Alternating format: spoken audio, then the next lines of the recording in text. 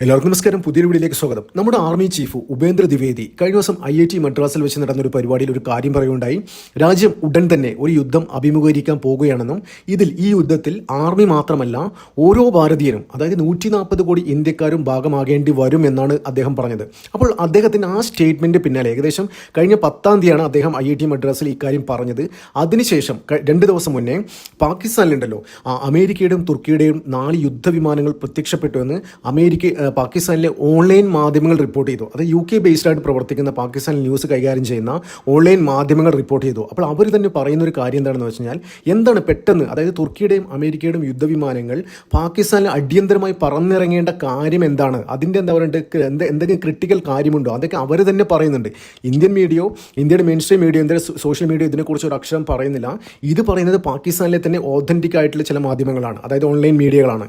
അവർ പറയുന്നത് എന്താണെന്ന് വെച്ച് കഴിഞ്ഞാൽ, ഓപ്പറേഷൻ സിന്ദൂറിൽ പാകിസ്ഥാൻ എന്തായാലും വലിയ ഡാമേജ് ഉണ്ടായിട്ടുണ്ട്. അപ്പോൾ സോഷ്യൽ മീഡിയ വഴി ഉണ്ടല്ലോ വലിയ രീതിയിൽ പ്രചരണം നടത്തി പാകിസ്ഥാൻ. അതായത് നമ്മൾ കൂടുതലും ഇന്ത്യക്കാണ് ഡാമേജ് ഉണ്ടാക്കിയത്, ഇന്ത്യയുടെ ഒരുപാട് വിമാനങ്ങൾ ഞങ്ങൾ അടിച്ചിട്ടു, അതായത് നമ്മുടെ ഒരുപാട് മിസൈൽസ് അവിടെ വേണ്ടി ഇന്ത്യയിൽ ഒരുപാട് നാശനഷ്ടങ്ങൾ ഉണ്ടായി എന്നൊക്കെ അവർ പാകിസ്ഥാനിലെ സോഷ്യൽ മീഡിയയിൽ പ്രചരിപ്പിച്ചു. അത് ഒരു തരത്തിൽ അവർ വിജയിക്കുകയും ചെയ്തു. പക്ഷേ പാകിസ്ഥാൻ സർക്കാരിനും പാകിസ്ഥാൻ ആർമിക്കും അറിയാം ആർക്കാണ് കൂടുതൽ ഡാമേജ് ഉണ്ടായിട്ടുണ്ടെന്ന്. ശരിക്കും കിരാന ഹിൽസിൽ പോലും ഇന്ത്യ ബ്രഹ്മോസ് കൊണ്ടിട്ടത് പോലും പാകിസ്ഥാന് വലിയ ചർച്ചയായില്ല എന്ന് വെച്ചാൽ അവർ ചർച്ചയാക്കിയില്ല. സോഷ്യൽ മീഡിയയിൽ ഇത് ഉപയോഗിച്ചിട്ട് അവർ നല്ല രീതിയിൽ അവരത് വർക്ക് ചെയ്തിട്ട് അതിനെന്താ പറയുക മൂടി വെക്കുകയാണ് ചെയ്തത്. ഇപ്പോഴും പാകിസ്ഥാനിലെ സാധാരണ ജനങ്ങൾ വിചാരിച്ചുകൊണ്ടിരിക്കുന്നത് എന്താ പറയുക, യുദ്ധത്തിൽ ജയിച്ചത് ഈ ഓപ്പറേഷൻ സിന്ദൂർ, അതായത് പഹൽഗാം ഭീകരാക്രമണത്തിന് ഇന്ത്യ നൽകിയ മറുപടിയിൽ പാകിസ്ഥാൻ അങ്ങോട്ട് നല്ലോണം തിരിച്ചടിച്ചിട്ടുണ്ട്, കൂടുതൽ ഡാമേജ് ഉണ്ടത് ഇന്ത്യക്കാണ് എന്ന തരത്തിലാണ്. പക്ഷേ ശരിക്കും സർക്കാരിനറിയാം. ഇപ്പോൾ കഴിഞ്ഞ ദിവസം അസിം മുനീർ അമേരിക്ക വിസിറ്റ് ചെയ്തിട്ട് ഡൊണാൾഡ് ട്രംപായിട്ട് സംസാരിച്ചതിന് ശേഷം വലിയ വീരവാദങ്ങൾ മുഴക്കിയുണ്ടായി. അതായത് നമ്മൾ ഉടൻ തന്നെ ഇന്ത്യയായിട്ട് യുദ്ധം ചെയ്യും, അതായത് ഇന്ത്യ ഈ എന്താ പറയുക സിന്ധു നദീജല ഇതിൽ നിന്ന് പിന്മാറില്ല, അവിടെ അണക്കെട്ട് നിർമ്മിച്ചു കഴിഞ്ഞാൽ ഞങ്ങളത് മിസൈൽ ഉപയോഗിച്ച് തകർത്ത് കളയുന്നു. പിന്നെ അതുമാത്രമല്ല ഈ ജാംനഗർ ഈ റിലയൻസിൻ്റെ എണ്ണ ശുദ്ധീകരണ സംസ്കരണ കേന്ദ്രമുണ്ടല്ലോ, അതൊക്കെ ഞങ്ങൾക്ക് പെട്ടെന്ന് തകർക്കാൻ പറ്റും, അതിനുള്ള എല്ലാ സെറ്റപ്പുകളും ഞങ്ങളുടെ കൈവശമുണ്ട് എന്നാണ്. അപ്പോൾ ഇത്രത്തോളം പ്രിസൈസായിട്ട് കാര്യങ്ങൾ പറഞ്ഞ് ഇന്ത്യയെ പ്രൊവോക്ക് ചെയ്തിട്ടുള്ള കാരണം എന്താണ്? ശരിക്കും ഇപ്പോൾ ഇന്നലെ കഴിഞ്ഞ ദിവസം ചില മാധ്യമങ്ങളൊക്കെ ഓൺലൈൻ മീഡിയയൊക്കെ റിപ്പോർട്ട് ചെയ്ത് എന്താണെന്ന് വെച്ച് കഴിഞ്ഞാൽ, ഈ അസിം മുനീർ അവിടെ ചെന്നിട്ട് ഡൊണാൾഡ് ട്രംപ് പിരികേറ്റി വിട്ടു. ഡൊണാൾഡ് ട്രംപ് എന്തുകൊണ്ടാണ് അസിം മുനീറിനെ പിരികേറ്റി വിട്ടത്? അതിനും വ്യക്തമായ കാരണമുണ്ട്. അതായത് ഈ ഓപ്പറേഷൻ സിന്ദൂർ കഴിഞ്ഞിട്ട് ഇന്ത്യ നല്ല രീതിയിൽ തിരിച്ചടിയാണ് കൊടുത്തത്. ഞാൻ നേരത്തെ പറഞ്ഞ മാതിരി കിരാന ഹിൽസിൽ അവരുടെ ആണവോർജ്ജം സൂക്ഷിച്ച അവിടെ പോലും ഇന്ത്യ ബ്രഹ്മോസ് കൊണ്ടിട്ടു. അത് ശരിക്കും ആണവോർജ്ജം സൂക്ഷിച്ചതെന്ന് വെച്ചാൽ അത് പാകിസ്ഥാൻ്റെ അല്ല, അതിൻ്റെ യഥാർത്ഥ മുതലാളി അമേരിക്ക തന്നെയാണ്. അത് ഇന്ത്യ അറിഞ്ഞുകൊണ്ട് തന്നെ അവിടെ പോയിട്ടാണ്. അത് കൂടുതൽ ഡൊണാൾഡ് ട്രംപിനെ ചൊടിപ്പിച്ചു. അപ്പോൾ അതുമാത്രമല്ല, ഇതിൻ്റെ ഇടയിലാണ് ഈ ഡൊണാൾഡ് ട്രംപ് ഇടപെട്ടിട്ടാണ് ഈ ഓപ്പറേഷൻ സിന്ദൂർ അവസാനിപ്പിച്ചത് എന്നില്ല, ഇല്ലെങ്കിൽ വലിയ രീതിയിലുള്ള ആണവ യുദ്ധം ഇന്ത്യയും പാകിസ്ഥാനും തമ്മിൽ നടന്നേനെ എന്ന് ഡൊണാൾഡ് ട്രംപ് വീരവാദം മുഴക്കി. പക്ഷേ ഇന്ത്യ ഒഫീഷ്യലായിട്ട് പ്രധാനമന്ത്രി അടക്കം പറഞ്ഞു, ഡൊണാൾഡ് ട്രംപ് ഒരു തരത്തിലും ഇതിൽ ഒരു മീഡിയേറ്ററായിട്ട് പ്രവർത്തിച്ചിട്ടില്ല. അതായത് ഡൊണാൾഡ് ട്രംപ് പറഞ്ഞുകൊണ്ടല്ല നമ്മൾ ഈ ഓപ്പറേഷൻ സിന്ദൂർ അവസാനിപ്പിച്ചത്, യുദ്ധം അവസാനിപ്പിച്ചത്, പാകിസ്ഥാൻ ഞങ്ങളെ കാല് പിടിച്ചിട്ടാണ്. അതായത് ഇനിയും ഇന്ത്യ ആക്രമണം തുടർന്നു കഴിഞ്ഞാൽ അവർക്ക് താങ്ങാൻ പറ്റില്ല. അതെന്ന് വെച്ചാൽ ഏകദേശം 23ഓളം എയർ ബേസുകളുണ്ട് അവിടെ, അതിൽ 19 എയർ ബേസുകളും ഇന്ത്യ അടിച്ച് ചാമ്പലാക്കി. ഇനി അടുത്ത കാലത്തൊന്നും അവർക്ക് പുനരുജ്ജീവിപ്പിക്കാൻ, അതായത് അത് റിജുവിനേറ്റ് ചെയ്ത് കൊണ്ടുവരാൻ പറ്റാത്ത രീതിയിലാണ് അവിടെ ഡാമേജുകൾ ഉണ്ടാക്കിയത്. കൂടാതെ അതുമാത്രമല്ല, ഈ പാകിസ്ഥാൻ്റെ ഗവൺമെൻറ്റിനെ താങ്ങി നിർത്തുന്ന അവിടുത്തെ തീവ്രവാദ സംഘടന ജെയ്ഷെ മുഹമ്മദിൻ്റെ ഹെഡ് ക്വാർട്ടേഴ്സിൽ പോയിട്ട് പോലും ഇന്ത്യ ബോംബിട്ടു. ഇതൊന്നും ഒരിക്കലും പാകിസ്ഥാൻ സ്വപ്നത്തിൽ പോലും വിചാരിക്കാത്ത കാര്യമായിരുന്നു. അപ്പോൾ പാകിസ്ഥാൻ ശരിക്കും നാണം കെട്ടിരിക്കുകയാണ്. അപ്പോൾ ഡൊണാൾഡ് ട്രംപ് ഇതിൻ്റെ കൂടെ, അതായത് ഡൊണാൾഡ് ട്രംപ് എന്താണെന്ന് വിചാരിക്കുന്നത്, അതായത് ഞാൻ സമാധാനത്തിൻ്റെ ഒരു ദൂതനാണ്, അതായത് ഇന്ത്യയും പാകിസ്ഥാനും തമ്മിലുള്ള വലിയൊരു യുദ്ധം, അത് ആണവ യുദ്ധത്തിലേക്ക് കടന്നേക്കാവുന്ന ഒരു യുദ്ധം ഞാൻ ഇടപെട്ട് നിർത്തിയെന്ന് വലിയ ലോകരാജ്യങ്ങളോട് വിളിച്ചു പറഞ്ഞു. അദ്ദേഹം വലിയ ട്വീറ്റൊക്കെ ചെയ്തു ആ സമയത്തൊക്കെ. ഇന്ത്യ അത് പറഞ്ഞു, ഇദ്ദേഹം പറഞ്ഞുകൊണ്ടല്ലെന്ന് ഒഫീഷ്യലായിട്ട് പറഞ്ഞു. ശരിക്കും അവിടെ ഡൊണാൾഡ് ട്രംപ് നാണം കിട്ടും. അപ്പോൾ അതിൽ നിന്ന്, ആ നാണക്കേടിൽ നിന്ന് കരകയറാൻ വേണ്ടിയിട്ട് ഇപ്പോൾ ഈ ഇന്ത്യ എന്താ പറയുക, ഇന്ത്യക്കെതിരെ പല രീതിയിലുള്ള അറ്റാക്കുകൾ ഇങ്ങനെ കൊണ്ടുവരികയാണ്. അതായത് താരിഫ് വിഷയം അങ്ങനെയുള്ള കാര്യങ്ങളൊക്കെ. അപ്പോൾ ഡൊണാൾഡ് ട്രംപിന് ഇപ്പോൾ ആവശ്യം എന്താണെന്നറിയോ, പാകിസ്ഥാൻ എന്തായാലും ഒറ്റയ്ക്ക് നിന്നിട്ട് ഇന്ത്യക്കെതിരെ അറ്റാക്ക് ചെയ്യാൻ പറ്റില്ല. അപ്പോൾ അമേരിക്കക്കും നേരെ ഇന്ത്യയെ അറ്റാക്ക് ചെയ്യാൻ പറ്റില്ല.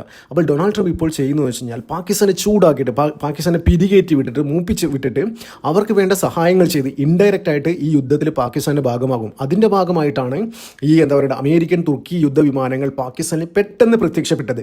അപ്പോൾ ഇതൊക്കെ നേരത്തെ ഏകദേശം കഴിഞ്ഞ ഒരാഴ്ച മുന്നെയാണ് സംഭവിച്ചത്. അപ്പോൾ ഈ ന്യൂസുകളൊക്കെ ഓൾറെഡി എന്താ പറയുക ഇന്ത്യൻ ഗവൺമെൻറ്റിനും ഇന്ത്യൻ ഇൻ്റലിജൻസിൻ്റെയും പക്കലുണ്ടായിരുന്നു. അപ്പോൾ അതിനുശേഷമാണ് എന്താ പറയുക, ഈ army chief Upendra Dwivedi IIT മദ്രാസിൽ ഈ കാര്യം പറയുന്നത്, അതായത് ഉടൻ തന്നെ ഒരു യുദ്ധത്തിന് എന്താ പറയുക നമ്മൾ തയ്യാറെടുക്കേണ്ടിയിരിക്കുന്നു, അത് പാകിസ്ഥാനായിട്ടായിരിക്കും. അദ്ദേഹം പറയാനുള്ള ഒരു കാരണം എന്ന് വെച്ചാൽ ഈ യുദ്ധത്തിൽ ആർമി മാത്രമല്ല എല്ലാവരും പങ്കാളികളാകണമെന്ന് അദ്ദേഹം പറയാനുള്ള കാരണം എന്താണെന്ന് വെച്ച് കഴിഞ്ഞാൽ ഇതൊരു സോഷ്യൽ മീഡിയ വാറും കൂടിയാണ്. അതായത് ഒരു ഫുൾ സ്കെയിൽ ഫുൾ ഫ്ലഡ്ജ് യുദ്ധം നടക്കുകയാണെങ്കിൽ രണ്ട് സൈഡും നല്ല ഡാമേജ് ഉണ്ടാവും. നല്ല ഡാമേജ് എന്ന് വെച്ച് കഴിഞ്ഞാൽ പല രീതിയിലും ടെക്നിക്കലായിട്ടുള്ള ടെക്നോളജിക്കലായിട്ടുള്ള വലിയ ഡാമേജ് ഉണ്ടാവും. പിന്നെ നമ്മുടെ എന്താ പറയുക മനുഷ്യ വിഭവശേഷി ഒരുപാട് ഇല്ലാതാവും. അങ്ങനെ ഒരുപാട് പ്രശ്നങ്ങളുണ്ടാവും. ഇന്ത്യക്ക് 4 ഭാഗത്തും എനിമീസാണ്. ഇപ്പം ബംഗ്ലാദേശ് ഞങ്ങളുടെ എനിമിയാണ്, പാകിസ്ഥാൻ നമ്മുടെ എനിമിയാണ്. അപ്പോൾ എല്ലാ തലത്തിലും നമുക്ക് എന്താ പറയുക ഈ എനിമികളാൽ ചുറ്റപ്പെട്ട് കിടക്കുകയാണ് ഈ ഇന്ത്യ. അപ്പോൾ വലിയ രീതിയിൽ ഡാമേജ് ഉണ്ടാകും. അപ്പോൾ ഈ യുദ്ധം ഒഫീഷ്യൽ ഒരു ഫുൾ സ്കെയിൽ ഒരു വാറിന് മുന്നേ തന്നെ അവർ ഈ ടെക്നോളജി വാർ തുടങ്ങും. അപ്പോൾ അതിനുവേണ്ട എല്ലാ സഹായങ്ങളും അമേരിക്ക ചെയ്തു കൊടുക്കും. ഇൻ കേസ് ഇന്ത്യയായിട്ടൊരു ഫുൾ സ്കെയിൽ യുദ്ധം വരികയാണെങ്കിൽ തന്നെ യുദ്ധോപകരണങ്ങളും അങ്ങനെയുള്ള എല്ലാ കാര്യങ്ങളും അമേരിക്ക നൽകാൻ സാധ്യതയുണ്ട്. അപ്പോൾ അതിൻ്റെ ഭാഗമായിട്ടാവാം ചിലപ്പോൾ ഈ യുദ്ധവിമാനങ്ങൾ അമേരിക്കയിൽ പ്രത്യക്ഷപ്പെട്ടതെന്നാണ് ഈ അമേരിക്കയിൽ തന്നെ ഈ പാകിസ്ഥാനിലെ തന്നെ ഓൺലൈൻ മീഡിയകൾ പറയുന്നത്. അപ്പോൾ യുദ്ധം തുടങ്ങിക്കഴിഞ്ഞാൽ ആദ്യം ഉണ്ടാകാൻ പോകുന്നത് നമ്മുടെ സോഫ്റ്റ്വെയർ നെറ്റ്വർക്ക്, ബാങ്കിങ് സെക്ടർ അങ്ങനെയുള്ള കാര്യങ്ങളൊക്കെ നിർജ്ജീവമാക്കുക, നിശ്ചലമാക്കുക. പ്രത്യേകിച്ച് ഈ എയർ ട്രാഫിക് കൺട്രോൾ സിസ്റ്റം, ഈ എയർലൈൻസിലൊക്കെ ഉപയോഗിക്കുന്ന സോഫ്റ്റ്വെയർസ് ഒക്കെ ഉണ്ടല്ലോ എയർപോർട്ടിലൊക്കെ, അതൊക്കെ നിർജ്ജീവമാക്കുക. അതൊക്കെ ഹാക്ക് ചെയ്തിട്ട് പെട്ടെന്ന് എന്താ പറയേണ്ടത് ഒരു സാധനങ്ങളും വർക്ക് ഡിസ്ഫങ്ഷനിങ് ആകും. ഇത്തരത്തിലുള്ള എല്ലാ സംഭവങ്ങളും, അതായത് എയർപോർട്ട് ഈ ഇതുമായി ബന്ധപ്പെട്ട സംഭവങ്ങളൊക്കെ ഡിസ്ഫങ്ഷൻ ആക്കുക, അതാണ് അവരുടെ ആദ്യത്തെ ലക്ഷ്യം. അപ്പോൾ പാകിസ്ഥാൻ അമേരിക്ക അതിനുവേണ്ട എല്ലാവിധ സഹായ സഹകരണങ്ങളും ചെയ്തു കൊടുക്കും. അപ്പോൾ അമേരിക്കക്ക് ഡൊണാൾഡ് ട്രംപിൻ്റെ ആവശ്യം എന്ന് വെച്ച് കഴിഞ്ഞാൽ ഇന്ത്യയെ വളർച്ച തടയണം. അപ്പോൾ ഇന്ത്യയും ചൈനയും അവർക്ക് ഒരിക്കലും വളർന്നുകൂടാ. ഈ ചൈന ഇപ്പോൾ ഈ അടുത്ത കാലത്ത് ഒരു എക്സിക്യൂട്ടീവ് ഓർഡർ പുറപ്പെടുവിച്ചിട്ടുണ്ടായിരുന്നു. അതായത് അവർ ഉയർന്ന താരിഫ് കുറച്ച് മാസത്തേക്ക് 90 ദിവസത്തേക്ക് ഫ്രീസ് ചെയ്യാൻ വേണ്ടിയിട്ട്. അത് ശരിക്കും ഇന്ത്യ ഒന്ന് പ്രൊവോക്കേറ്റ് ചെയ്യാൻ വേണ്ടി തന്നെയാണ്. അതായത് ഇപ്പം പാകിസ്ഥാനും ബംഗ്ലാദേശിനും താരിഫ് വളരെ കുറവാണ്. ഇന്ത്യയുടെ മേലാണ് ഇപ്പോൾ നല്ല രീതിയിൽ താരിഫ്. അതിൽ തന്നെ ചിത്രം വ്യക്തമാണ് എന്താ പറയേണ്ടത് ഇന്ത്യ എങ്ങനെയെങ്കിലും തളർത്തുക എന്നുള്ളത്. അപ്പോൾ ഇപ്പം അമേരിക്ക മനസ്സിലായി പെട്ടെന്ന് ചൈനയെ കയറി തളർത്താൻ പറ്റില്ല. അതുകൊണ്ട് ഒരു സ്ട്രാറ്റജിക്കൽ മൂവാണ് കുറച്ച് കാലം എന്താ പറയേണ്ടത് ഈ ഉയർന്ന താരിഫ് ഒന്ന് ഫ്രീസ് ചെയ്യുക. പിന്നെ അവരെ സ്വന്തം കാലം നിൽക്കാൻ അവർക്ക് പറ്റും എന്ന കപ്പാസിറ്റി ഉണ്ട് എന്ന് തോന്നുമ്പോൾ ചൈനയ്ക്കെതിരെ പൂർവാധികം ശക്തിയോടെ ഇങ്ങനെയുള്ള ഉപരോധങ്ങൾ കൊണ്ടുവരിക. ഇപ്പം ഇന്ത്യയെ എന്താ പറയുക ഒറ്റതിരിഞ്ഞ് ആക്രമിക്കുക ഒരു നയമാണ് ഇപ്പോൾ ഡൊണാൾഡ് ട്രംപിനുള്ളത്.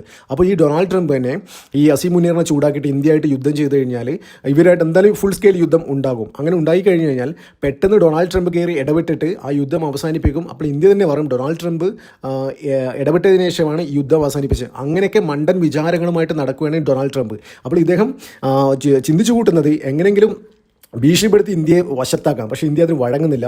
അതുകൊണ്ടാണ് അസീം മുനീറിനെ പാകിസ്ഥാനിലേക്ക് വിളിപ്പിച്ച് പെട്ടെന്നൊരു യുദ്ധത്തിനൊക്കെ പ്രേരിപ്പിക്കുന്നത്. അപ്പോൾ എന്ത് തന്നെയാലും യുദ്ധം ഉണ്ടായി കഴിഞ്ഞ് കഴിഞ്ഞാൽ രണ്ട് സ്ഥലത്തും നല്ല രീതിയിലൊരു ഡാമേജ് ഉണ്ടാക്കും. അപ്പോൾ ഇതിൻ്റെ ഭാഗമായിട്ട് തന്നെയാണ്, അതായത് ഇന്ത്യ തകർക്കണം, അതായത് പാകിസ്ഥാൻ ഉപയോഗിച്ച് ഇന്ത്യ തകർക്കണം, യുദ്ധം ചെയ്തിട്ടെങ്കിലും ഇന്ത്യയുടെ ഗ്രോത്ത് ഇല്ലാതാക്കണം എന്ന തീരുമാനമാണ് ഡൊണാൾഡ് ട്രംപ് സ്വീകരിച്ചിരിക്കുന്നത്. അപ്പോൾ ഇതിൻ്റെ ഭാഗമായിട്ടാണ് പാകിസ്ഥാനിലേക്ക് തുർക്കിയുടെ അമേരിക്കയുടെ യുദ്ധവിമാനങ്ങൾ പറന്നിറങ്ങിയതും. അപ്പോൾ എന്തൊക്കെ തരത്തിലുള്ള ചർച്ചകളാണ് അവിടെ നടന്നത് എന്നറിയില്ല. പക്ഷേ ഇന്ത്യ ഇൻ്റലിജൻസ് എന്തായാലും അത്തരം വിവരങ്ങൾ ഇന്ത്യൻ ആർമി ഇൻ്റലിജൻസിൻ്റെ കയ്യിലുണ്ട്. രാജ്യം കടന്നു പോകുന്നത് വലിയ രീതിയിലുള്ള പ്രതിസന്ധി ഘട്ടത്തിലാണ്. നമ്മൾ അതിനൊക്കെ തരണം ചെയ്യും. വരും ദിവസങ്ങളിൽ ഇതുമായി ബന്ധപ്പെട്ട കൂടുതൽ വാർത്തകൾ പുറത്തു വരും. നമുക്കതിനായി കാത്തിരിക്കാം. നന്ദി, നമസ്കാരം. മറ്റൊരു വീഡിയോ കാണാം.